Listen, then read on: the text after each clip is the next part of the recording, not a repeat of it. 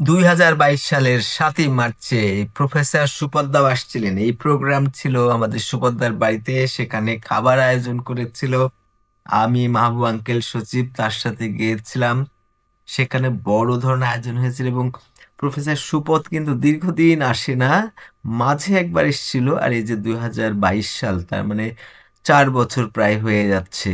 এই যে খাবার আয়োজন, এই দেখেন ভিডিও, সে এরকম পরিষ্কার না, তখনকার একটু দুর্বল ছিল। আর করোনার সময়, করোনার দেখবেন যে সেই যে নাকে যে পর্দা, যেটা ওই সময়ে একটা খুবই দরকারি বিষয় ছিল। মুখে মুখে যে মাস্ক পরা হতো, আঙ্কেল তো অতিরিক্ত ব্যবহার করতে, এমনকি একটা না দুইটা ব্যবহার করতে। তবে মাস্কের কিন্তু একটা বড় সময়, যে প্রফেসর সুপথ দীর্ঘদিন পরে।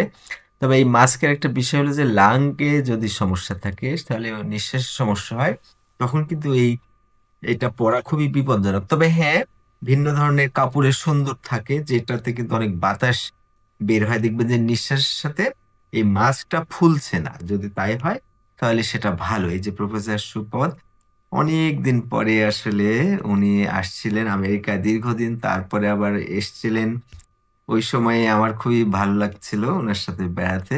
তো এইসব অনুষ্ঠানগুলো সব স্মৃতির খেলা। যত দিন যাবে তত এইসব অনুষ্ঠানগুলো স্মৃতির বিষয় আসবে। তো মনে রাখবেন, 2022 সালের 7ই মার্চ, এই যে ঘোষপাড়া প্রফেসর সুপদের বাড়ি, সেখানে দেখেন গণ্যমান্য সব ব্যক্তিরা আছেন, আর প্রফেসর সুপদ যে থাকেন না, এইখানটাই আসল বিষয়।